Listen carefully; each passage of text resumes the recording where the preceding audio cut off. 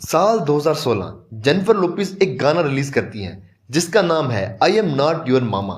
इस गाने में वो कहती हैं, मैं तुम्हारी माँ नहीं, मैं तुम्हारी नौकरानी नहीं, मैं तुम्हारा खाना नहीं बनाऊंगी। ये गाना ग्लोबली हिट हो जाता है और 500 मिलियन व्यू क्रॉस कर जाता है। उसी साल वेस्ट में एक और मूवमेंट वायरल होती है, फ्री द निपल। आइडिया ये था कि अगर मर्द बिना शर्ट के घूम सकते हैं तो औरतें क्यों नहीं।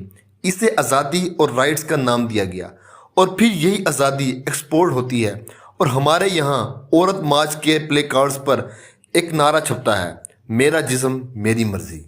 आज मैं आपसे कोई फ़ज़ाइल नहीं सुना रहा, पर आज मैं आपको वो सच बताऊंगा जो कोई नहीं बताता।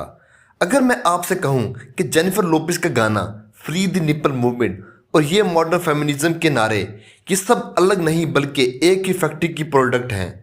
और जब आप इस फैक्ट्री का असली मकसद जानेंगे तो आपके होश उड़ जाएंगे। Welcome to the decodes. आइए इस सच को डिकोड करते हैं। फेमिनिज्म जब शुरू हुआ तो इसका मकसद बहुत ही बुनियादी और ज़रूरी था, औरतों को वोट का हक दिलाना, उन्हें सोसाइटी में बेसिक राइट्स देना।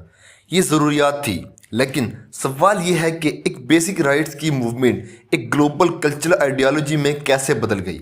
जब हमें बेटे फ्रीडन, ग्लोरिया स्टेनम और सिमोन डी बीवियर जैसे फिगर्स की हिस्ट्री को खंगाला और साथ ही paradox of declining female happiness की रिपोर्ट को डीपली स्टडी किया तो एक अजीब पैटर्न सामने आया। ग्लोरिया स्टेनम जैसी फेमिनिस्ट आइकन्स के CIA के साथ लिंक सामने आए। कोल्ड वार के दौर में पॉलिटिक्स और NGOs ने इस नैरेटिव को हाईजैक कर लिया। ये सब सिर्फ एक आइडियोलॉजी नहीं रही थी, ये एक ऑपरेशन बन चुका था। आखिर ये ऑपरेशन चाहता क्या था? इसका मकसद बहुत सिंपल और इकोनॉमिकली फ़ायदेमंद था। अमेरिकन औरतों को घर से निकालकर मार्केट में लाना ताकि वर्क फोर्स डबल हो जाए, GDP बढ़े और सबसे बढ़कर हुकूमत को मिलने वाले टैक्सेस डबल हो जाएं। ज़रा सोचिए, पहले एक घर में एक इंसान काम करता था, इकॉनमी चलती थी।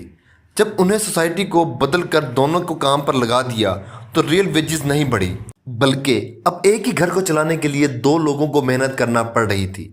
इसका नतीजा क्या निकला? फैमिलीज टूटना शुरू हो गई, डाइवोर्स रेट आसमान को छूने लगा, बच्चे अकेले हो गए, औरतों में डिप्रेशन और तन्हाई फैलने लगी। और इन सब के बीच सिर्फ एक सिस्टम का फ़ायदा हुआ और वो थी कॉरपोरेट मार्केट अपना प्रॉफिट उठाती रही और सोसाइटी की बुनियाद हिल गई। और आज ये कॉर्पोरेट ऑपरेशन जेंडर स्टडीज़ के डिपार्टमेंट और पॉप कल्चर के ज़रिए पाकिस्तान, इंडिया और बांग्लादेश जैसी सोसाइटीज़ में एक्सपोर्ट हो रहा है। मैं ये बिल्कुल नहीं कह रहा कि हमारी औरतों के मसाइल नहीं हैं, उनके मसाइल 100% रियल हैं और उन पर बात होनी भी चाहिए, लेकिन इन मसाइल का जवाब उन इम्पोर्टेड फ्रेमवर्क्स में नहीं है जिसने खुद अपने ही देश की औरत को डिप्रेशन और तन्हाई दी है।